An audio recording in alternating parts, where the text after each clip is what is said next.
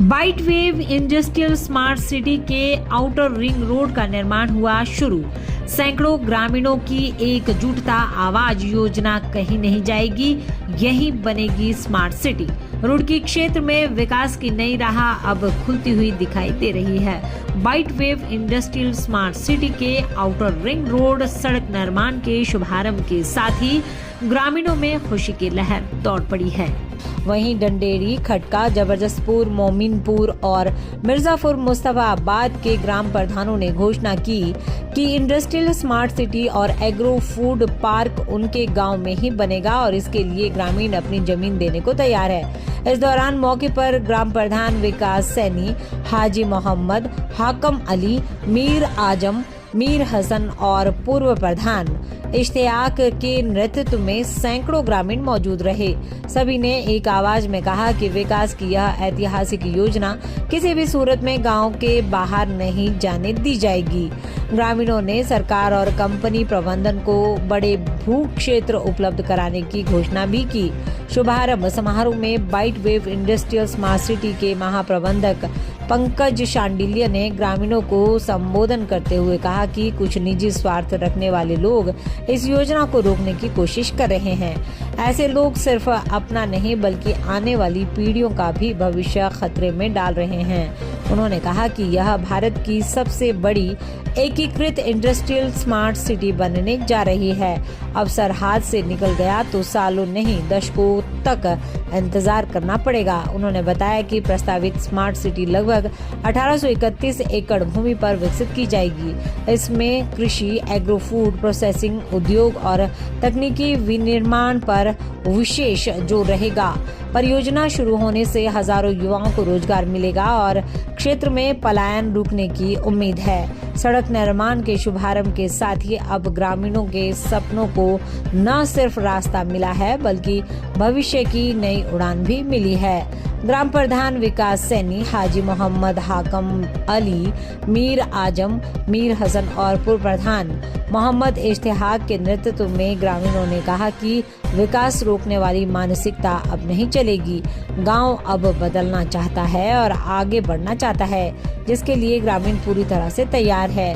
ग्रामीणों ने कहा कि अगर यह परियोजना यहाँ बनेगी तो हमारे गांव का एक एक युवक रोजगार पाएगा। हमारे बच्चों को बाहर जाने की जरूरत नहीं पड़ेगी।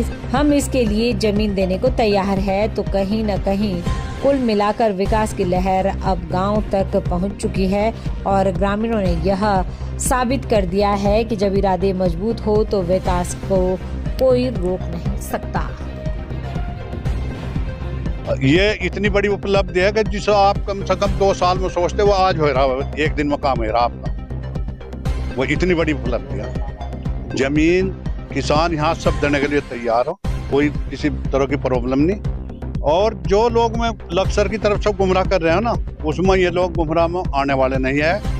और अपने बच्चों का भविष्य का इन्हें पता कि भाई अपने बच्चों का भविष्य सुधारना। जब इंडस्ट्री यहाँ बन जाएगी, अच्छे कॉलेज बनेंगे, अच्छी सड़कें बनेंगी, अच्छे हॉस्पिटल बनेंगे और अच्छी डिग्री पाओगे लड़के, तो क्यों ऐसा करेंगे? मतलब कहने का इतने पागल काशकारनी यहाँ किसान इतने पागल नहीं कि मतलब इस इंडस्ट्री को वहाँ लक्सर दे देंगे।